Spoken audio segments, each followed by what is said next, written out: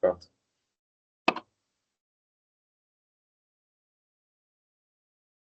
É, Bom dia, ou boa tarde, boa noite para você que está vendo esse vídeo aqui.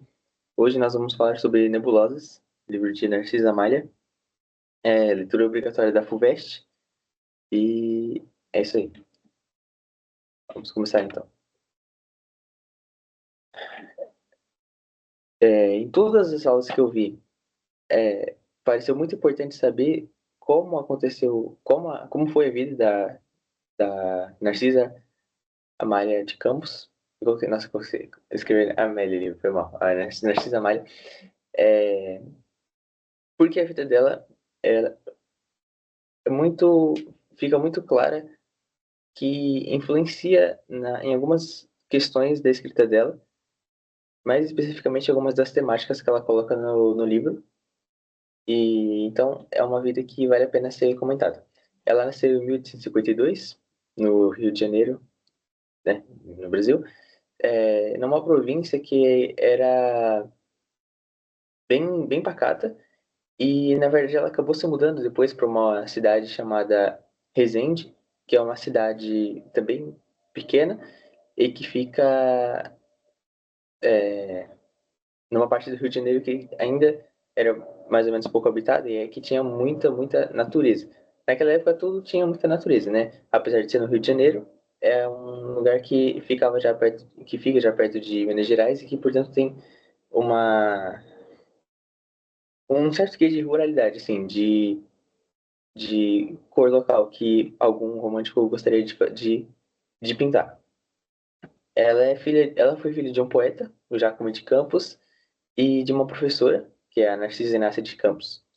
Ela se casou duas vezes na sua vida, a primeira aos 14 anos e depois a segunda aos 28, é isso. E ela se separou nas duas vezes em que casou.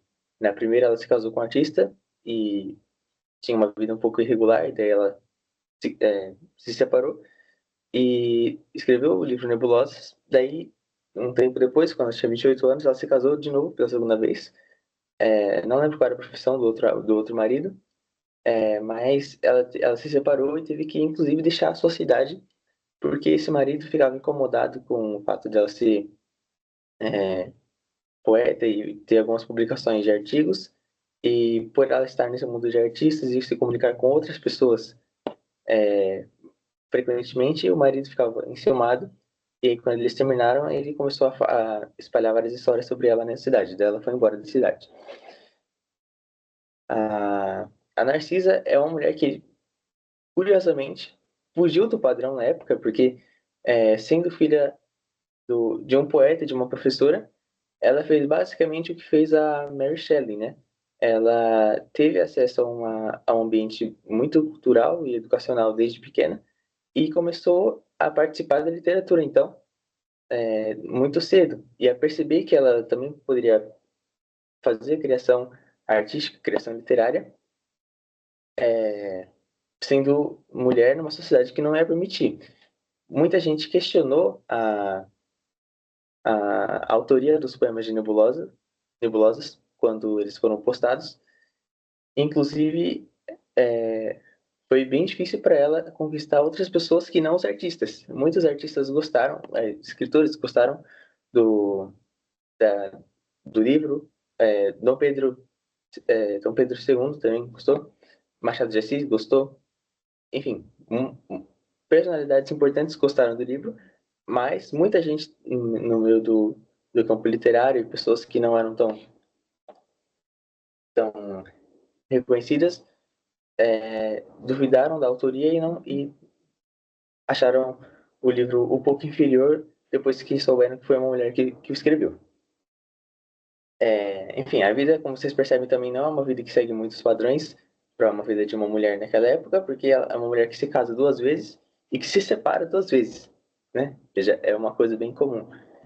Ela, depois que escreve o livro Nebulosas, percebe que para entrar numa carreira literária ia ser quase impossível para ela, então ela desiste e segue a carreira do magistério, se eu não me engano, vira professora, mas também atua como jornalista na vida dela. Foi, segundo a minha edição, que tá na minha mochila, que depois eu pego. Ela foi a primeira mulher jornalista no Brasil e foi uma mulher importante no jornalismo brasileiro. Bom, o que alguém pode te perguntar sobre o Nebulosos? É um livro que, muito claramente, pertence a um romantismo brasileiro, mas o romantismo nos seus últimos momentos. Então, ela escreveu o livro no período em que já vinha nascendo, já vinham brotando algumas ideias de realismo e de parnasianismo na literatura brasileira, mas é, o romantismo ainda não tinha acabado completamente. Tanto que a gente sabe que coexistiu, né, o romantismo com o realismo no Brasil. No prefácio original, calma aí, deixa eu pegar o livro ali rapidão.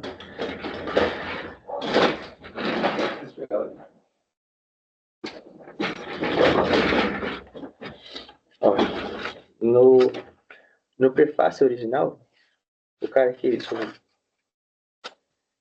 O cara, né? Deixa eu ver. Peçanha-Pova, é verdade, lembrei. O Peçanha-Pova, ele começa dizendo que a literatura estava andando muito fraca na época e que com a publicação de Nebulosos a literatura brasileira deu uma levantada porque o livro é bom, muito bom, segundo ele. E ele, nesse prefácio, ele vai falar que diante de uma sociedade que acabou se voltando só a valores mundanos, só a valores de orgulho, de poder, e que esqueceram como sentir e como apreciar a arte, no meio disso tudo nasceu um livro bom que não era desse jeito e que trazia de volta os valores que ele gostava, que é o Nebulosos, né? E aí, esse é o meio no qual nasce o livro, basicamente. O pessoal, os escritores do romantismo, alguns já tinham morrido, a maioria não estava no auge, já estava acabando e tudo mais. Enfim, o livro Nebulosos foi a única publicação de poesia da Narcisa Amalha e ela passa por vários temas do romantismo, da primeira à terceira geração. Dá pra gente perceber algum quê de parnasianismo no livro já desde o começo, tanto por conta da metrificação bem regrada, o que existia no romantismo, mas o romantismo ele tentava fugir das métricas tradicionais, enquanto o livro não tem medo de seguir algumas métricas tradicionais, e também por conta da exaltação de temas clássicos, né? Tanto que até o nome parnasianismo já remete a uma coisa clássica, né? Referindo-se à região lá da Grécia. E o livro também tem bastante coisa de tema clássico. E o romantismo, como a gente sabe, ele tentou esquecer um pouco os temas clássicos para focar nas cores locais. E esse livro não faz isso, ele foca nas cores locais, também focando nos temas clássicos. Então, é um livro que já vai tendendo ali para o parnasianismo. Como eu falei, tem ainda certa liberdade formal, típicos do romantismo, né? Desejavam liberdade para falar sobre outras coisas e para ter formas diferentes, além de sonetos. E tem temas típicos do romantismo também, como saudosismo, morte, escapismo, religião, nacionalismo. Tem também temas sociais que típicos da terceira geração, mas a gente vai ver na próximo slide, que é esse aqui. Como eu falei, a poesia da Narcisa Amália passa pelas 3 gerações. É muito curioso isso, e eu acho que é uma coisa muito perguntável. Tipo, pegar um poema e falar é, essa, essa temática que é típica de qual geração da corrente literária romântica brasileira. Aí você vai falar, da segunda, não, da primeira, da terceira, por causa disso, disso e daquilo. Por conta disso, disso e daquilo. Da primeira geração, que é o que que a gente chama de nacionalista ou indigenista. A gente tem os temas da exaltação da natureza, que é bem presente no livro, a exaltação da pátria, a religiosidade e o ufanismo. da segunda geração, né, que é o que a gente chama de geração ultra-romântica. A gente tem um pouco de escapismo, um pouco não, até que bastante escapismo, morte, pessimismo, muita inadequação ao mundo, solidão, é, que nesse caso é seguida da inadequação do mundo, geralmente, amor, a questão da infância, então esse eufonismo em relação à infância, e um exagero sentimental que também é típico do romantismo. E na terceira, que é a geração condoreira, a geração com preocupações sociais e tal, nós temos preocupações a favor da liberdade, contra a escravidão e um certo proto-feminismo, porque a Narcisa Maria vai defender muitas coisas que eu, pelo menos, nunca tinha ouvido falar, já terem sido pensadas nessa época, sobre liberdade da mulher, sobre solidão e impossibilidade de ação por conta de ser mulher no século XIX. E é isso. Beleza. Daí vamos ler alguns poemas aqui que eu acho que são principais e que tem muitas coisas que ilustram o livro, assim, bem claramente. O primeiro, obviamente, é o Nebulosas. O livro é dividido em três partes. A primeira é só o poema Nebulosas. A segunda tem vários poemas muito mais ou menos íntimos. Aí lá pro final ele vai ficando um pouco menos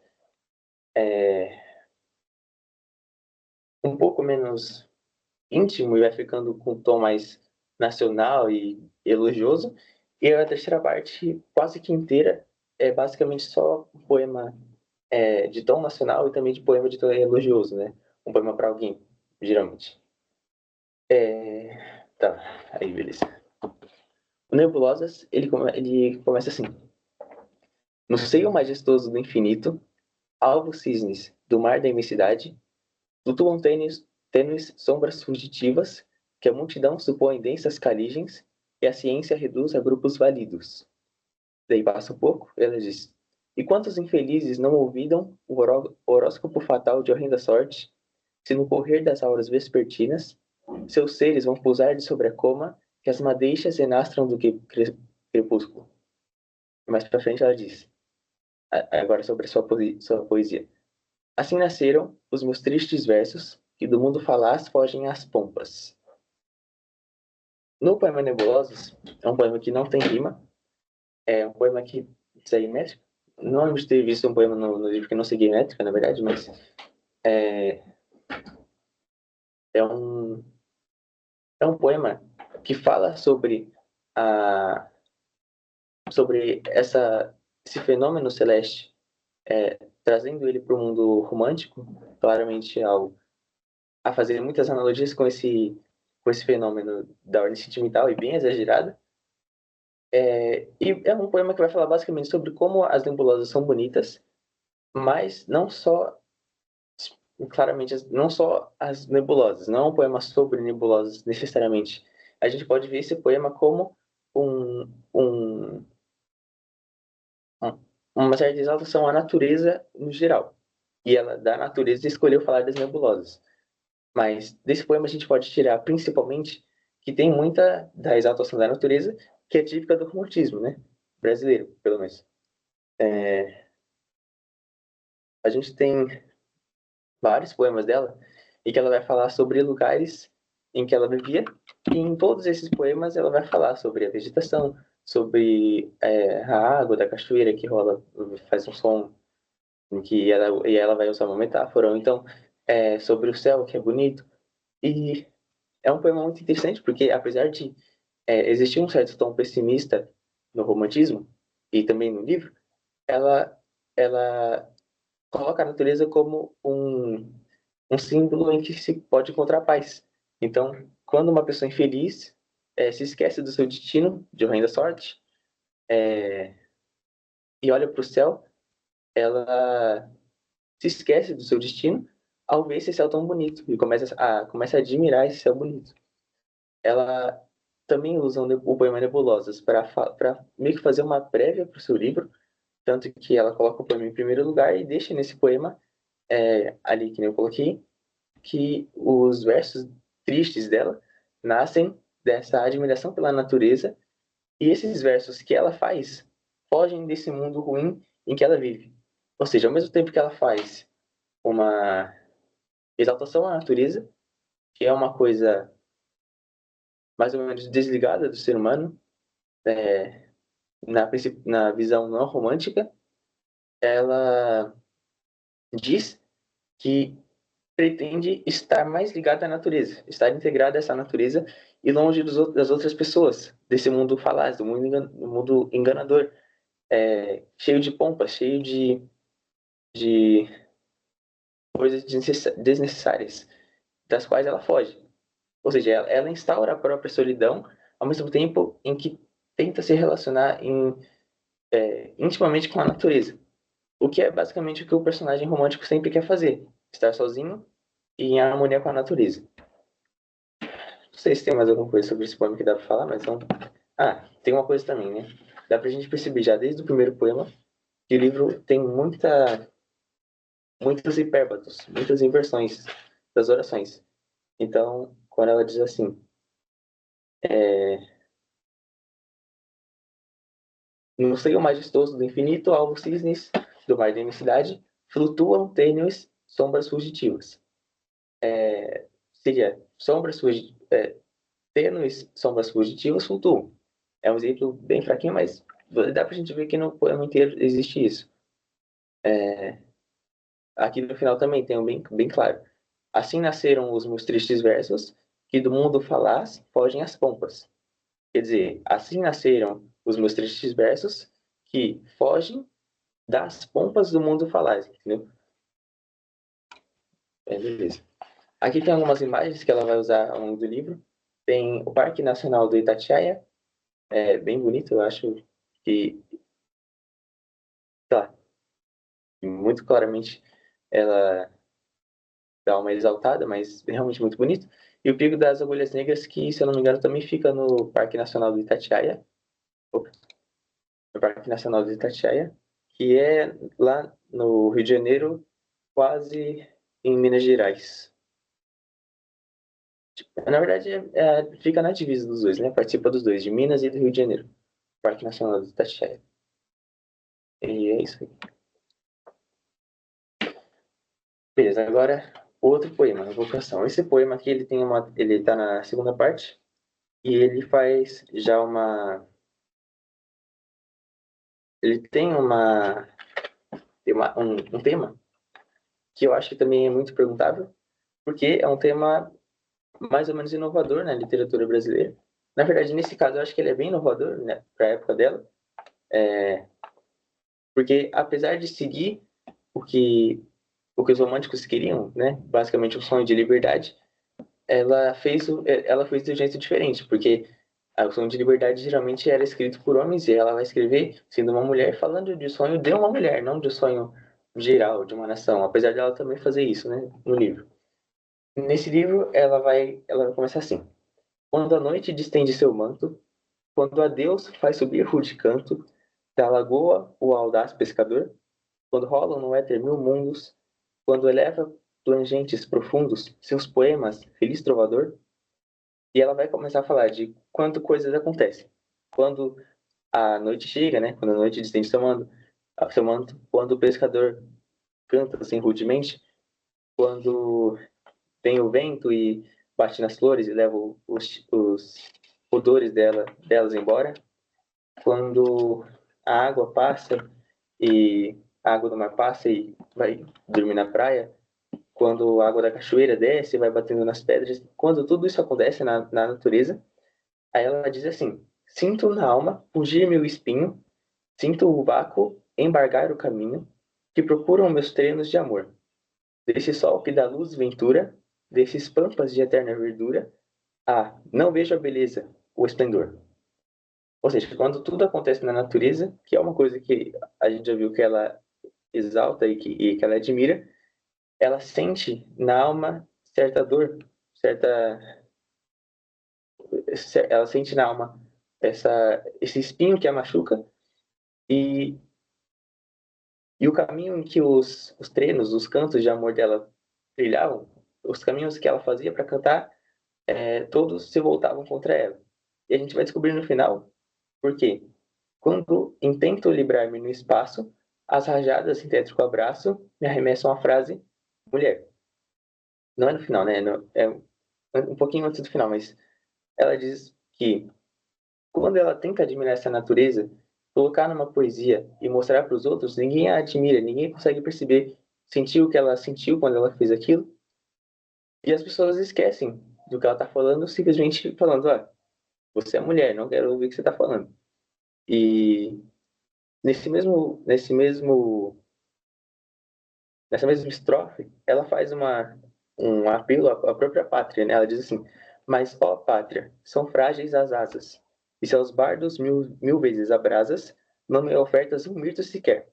Ou seja, ó pátria, ó povo, são frágeis as minhas asas. Eu não consigo ver amplamente a natureza que eu quero, sobre a qual eu quero fazer poesia, porque quando eu tento voar, as pessoas me derrubam gritando mulher. Minhas asas são frágeis, né? E se aos bardos, aos poetas homens, você mil vezes dá calor e carinho, você abrasa, a mim não oferta um mirto sequer, não uma frutinha pequena. Mas depois, ao invés dela tentar, sei lá, fazer qualquer tipo de, de comentário, se manter, ela desiste. Ela diz assim: seja embora, que seja. Se em leves arpejos vem a brisa cercar-te de beijos e dormir sobre tuas campinas, dá-me um trilo dos plúmeos cantores, dá-me um sol dos ardentes fulgores de teu cálido céu sem neblinas. Ou seja, que seja, deixa as pessoas, se as pessoas não querem ouvir o que eu tenho para dizer, não escutem. Eu vou ficar sozinho, eu vou aproveitar, vou tentar aproveitar, na verdade, o som dos seus pássaros, né? O trilo dos plumes cantores, o calor do seu sol e a luz do seu céu sem neblinas. Enfim, acho que esse é o básico, né, desse poema. Daí tem outro poema que também eu acho que é muito perguntável. Muita gente falou sobre esse poema, também, assim como o anterior, que é o Africano e o Poeta. É um poema que você tem meio que um diálogo entre o eu lírico e um africano escravizado. E deixa eu ver como ele começa aqui, que é interessante também. É um poema que já está na terceira parte do livro, que é aquela parte que eu falei que é um pouco menos intimista e que tem mais temas de ordem nacional e de homenagem, que a gente viu que também tem de ordem social da época. Ele começa assim: no canto tristonho do pobre cativo, que eleva o furtivo da lua ao clarão, na lágrima ardente que escalda-me o rosto, de imenso desgosto, silente expressão. Quem pensa? O poeta, que os carnes sentidos conserta aos gemidos de seu coração. Aí a gente tem um hífen indicando uma fala, né? Ele diz assim: deixei bem criança meu pátrio valado, meu ninho embalado da Líbia no ardor, que é um hipérbito também, né? Bem claro. Mas essa saudade que entuma um anseio, lacera-me o seio sulcado de dor. Quem sente? O poeta, que o Elísio de Serra, que vive na terra de místico amor. Aí o escravo continua. O escravizado continua. Roubaram-me feros a ferve dos braços. Em rígidos laços sulquei o vasto mar. Mas este queixume do triste mendigo, sem paz, sem abrigo, quem quer escutar? Quem quer? O poeta, que os térreos mistérios aos passos idéreos deseja levar. É um poema que a gente tem um diálogo entre o meu lírico preocupado com a situação de, de um escravizado, mas é um eu lírico poeta. Ou seja, muito provavelmente que não nasceu nesse contexto de escravidão. Quando a gente tem esse poeta é, altruísta, de certa forma, esse poeta que... não, como eu falo isso? Ao, enfim, um poeta que tem alteridade. Ele ele consegue sentir a dor do outro. A gente tem uma visão, uma imagem muito clara de uma das principais imagens da literatura romântica, que é a pessoa sentimental capaz de sofrer pelos outros. Isso existe muito claramente no romantismo em personagens que viam situações ruins por aí e ficavam se lamentando e se doendo por conta, por conta daquilo estar acontecendo com outra pessoa. E ela ficava muito triste, tanto que a religião vai entrar nesse quesito e vai participar também bastante da formação desses personagens, desse tipo de personagem romântico. Mas o poeta, ele aparece aqui nesse poema como uma pessoa que dá luz a situações ruins como essa e voz a pessoas que sofrem como o escravizado. Tanto que ela vai dialogar com o escravizado no livro, que vai contar sua origem, vai contar como ele era bravo, mas acabou ficando, mas foi escravizado e apanhava e injustiças aconteceram com ele. É, é um poema que tem, se eu não me engano, em algum lugar aqui tem certa semelhança com o Ijuca Pirama, mas a gente pode perceber também uma semelhança com a poesia do Gonçalves Dias indianista, no geral, com o ritmo. No próprio Juca Pirama, por exemplo, tem um trecho que o ritmo é bem parecido com esse aqui, ó.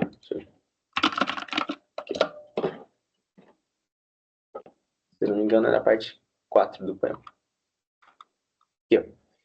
Meu canto de morte, guerreiros ouvi. Sou filho das selvas, nas selvas cresci. Guerreiros descendo da tribo Tupi. Da tribo pujante, que agora anda errante, por fato inconstante, guerreiros nasci. Sou bravo, sou forte, sou filho do norte, meu canto de morte, guerreiros ouvi. Então é. E no poema, no, no Africano Poeta, é. Calma, deixa eu achar o começo aqui. No canto tristonho do pobre cativo, que eleva o furtivo da lua ao clarão. Na lágrima ardente que escalda-me o rosto, de imenso desgosto, silente expressão. Então, é o mesmo ritmo, na verdade. Mas enfim, é isso sobre esse poema. Claro que tem uma temática típica da terceira geração do romantismo, né? Então, um tema que é típico de Castro Alves. E, finalmente, um poema que dialoga bastante com um dos poemas da segunda geração modernista, bem conhecido. O poema se chama Saudades e ele começa assim: Tenho saudades dos formosos lares onde passei minha feliz infância, dos vales de dulcíssima fragrância, da fresca sombra dos gentis palmares. Minha plaga querida, meu lugar querido. Ainda me lembro quando, através das névoas do ocidente, o sol nos acenava adeus languente, nas balsâmicas tardes de setembro. Dançava-me correndo na avenida, que a laranjeira enchia de perfumes. Como escutava trêmula os queixumes das auras na lagoa adormecida. É, esse poema, se eu não me engano, está na segunda parte do livro também. Está na segunda parte. Cadê?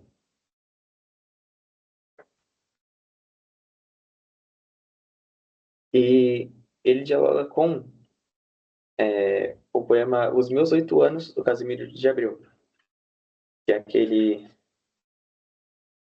Calma aí, deixa eu achar aqui. Tem muitos poemas desse livro. É, ele dialoga com Os Meus 8 Anos. Aqui, ó.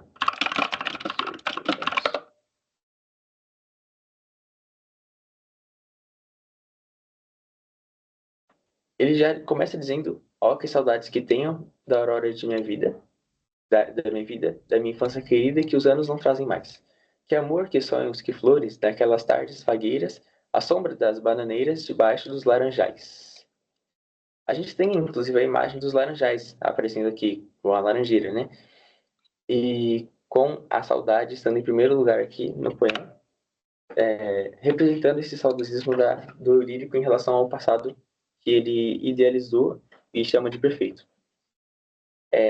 Nos poemas da Narcisa tem muito desse... Primeiro que tem muita reticência, muitas reticências e exclamações.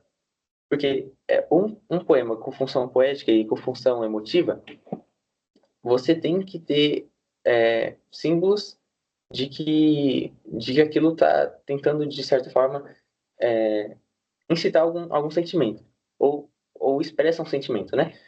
E quando a gente tem um poema com função emotiva, geralmente fica muito claro que a função emotiva aparece em trechos com exclamações e com reticências. É um tempo em que o momento em que o eu lírico, ou no caso de uma narrativa, em que o narrador, eles estão parados sentindo consigo mesmos, estão refletindo nas palavras do Gonçalves Dias, estão cismando, né? Então,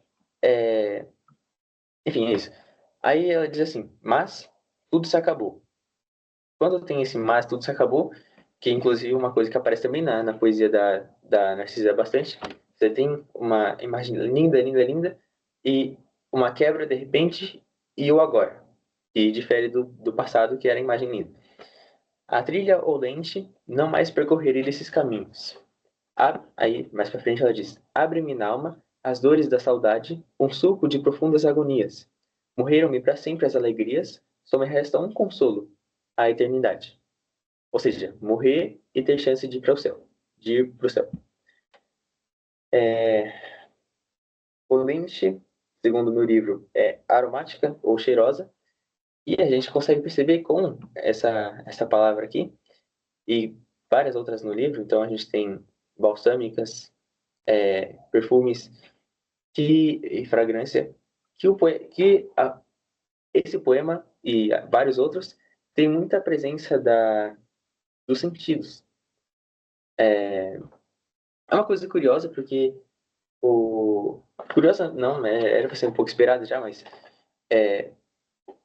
o romantismo é um movimento típico da idealização, como a gente sabe, ele idealiza muitas coisas, inclusive nesse poema idealizou o passado. E quando a gente idealiza, a gente busca fugir dos sentidos, principalmente quando a gente busca uma imagem perfeita. Então a gente vai seguir a visão platônica, que não tomava os sentidos como meio pelo qual você chegava à verdade idealizada, mas sim a racionalidade. E nesse caso é um poema que vai pegar na sua racionalidade, na sua idealização, sentimentos, sentimentos não, mas sentidos que o eu lírico tinha quando era criança. É uma realidade muito tátil e muito curiosa, né? Porque faz esse diálogo entre os dois pensamentos, né, em relação à verdade. Bom, é um poema muito claro de saudosismo, não tem muito o que falar.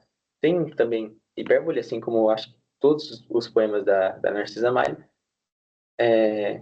A imagem da laranjeira e a questão de ser um poema sobre saudades dialoga também muito com o poema do Casimiro de Abreu. E eu acho que é isso. Tem a questão da morte também, é claro, né? Quando ela diz que o único consolo dela é a eternidade, as alegrias todas se foram, é um pessimismo, tipo do romantismo. E é isso sobre esse poema. Aí vamos fazer algumas perguntas agora. Vamos lá, primeira pergunta. O poema Aspiração, de Narcisa Amália, revela por meio de imagens, como flor celeste rubra granada, que é uma planta com formato assim, né? E asas de lindos matizes, uma característica marcante do romantismo, segundo a tradição literária brasileira. A cenário alternativo que melhor expressa essa característica. Aí vamos ler o poema, que talvez não seja muito importante, mas enfim. Os lampejos azuis de teus olhos fazem na alma brotar a esperança. Dão venturas, ó meiga criança, flor celeste no mundo entre abrolhos. Ora prendes a fronte na cisma, fatigado dos jogos, contente, e mil sonhos, formosa inocente, fantasias, as cores do prisma. Mais pra frente no poema ela diz: mas se pende dos fúlgidos cílios, alva pérola que a face te rora, de teus lábios, na dala sonora, chovem, rolam sublimes idílios. De tua boca na rubra granada, caem santos 1000 beijos felizes. Tuas asas de lindos matizes, não rasgue do vício na estrada. É um poema que dá para perceber que fala sobre a, uma criança, uma inocente, e obviamente idealizada nos padrões de personagem romântico, né? Principalmente quando fala sobre criança. Ela pede para a criança não acabar caindo nos vícios da estrada e se manter inocente, mesmo quando ela chora, quando ela fica triste, quando ela percebe que a situação em que ela vive não é mais tão boa quanto poderia ser. E, e aí, como eu falei, ela faz um apelo para a criança se manter inocente. Aí, agora assim, cenário alternativo que melhor expressa essa característica que a gente viu nas imagens da Flor Celeste, Rubra Granada e Aços de Lindos Matizes. Elas têm uma característica do romantismo, segundo a tradição literária brasileira, e essa característica é: A. O realismo das sensações infantis, sem idealizações. B. A objetividade técnica típica do parnasianismo, que enfatiza a descrição detalhada. C. A valorização da natureza e da infância como refúgios de pureza e liberdade. D. O uso de símbolos urbanos que prenuncia o modernismo. Ou E. A denúncia social explícita que caracteriza o naturalismo. C. Essa aqui é muito linda. Very good. Não vou nem ler. Próximo. No poema O Africano e o Poeta, do livro Nebulosas, enfim, a alternância entre o lamento do escravizado e a resposta quem sente, quem quer escutar, quem vê, marcada sempre pela presença do poeta, constrói um efeito poético que evidencia a valorização do lirismo pessoal e introspectivo, comum às composições românticas sobre amores impossíveis. B. A defesa do cientificismo e da razão, características da fase realista da poesia brasileira. C. Uma denúncia social sensível à dor da escravidão, revelando o engajamento do eu lírico diante de uma realidade coletiva. D. Uma crítica indireta ao uso da poesia como instrumento de elevação espiritual, dissociada de problemas concretos. Ou E. A visão messiânica do poeta como aquele que redime os pecados da humanidade à maneira simbolista. C? C de cachorro? Isso. Mas pode ser C de casa também, se quiser. É verdade. É C mesmo, parabéns. E acabou-se. É esse o livro, não tem muito o que falar mais.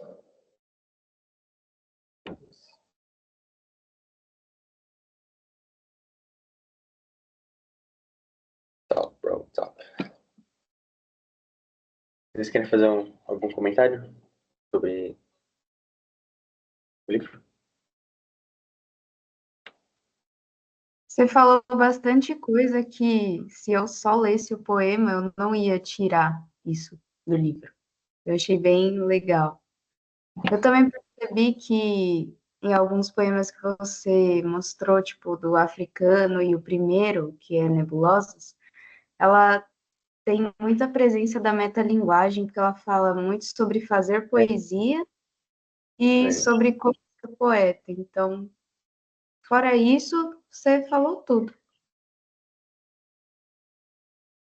E você, Bruno, o que você acha? Eu gostei muito porque, assim, quando eu tava lendo o livro, eu confesso que muitas coisas eu não entendi. E quando você explicou, eu acho que eu entendi, comecei a entender melhor a proposta do livro. Então, muitas graças. Ok. Mas nenhuma, tipo, ideia que eu não falei, nada? Você pensou? E eu não tenho pensado? Não. E você, Arthur, tem alguma coisa a dizer sobre nebulosas?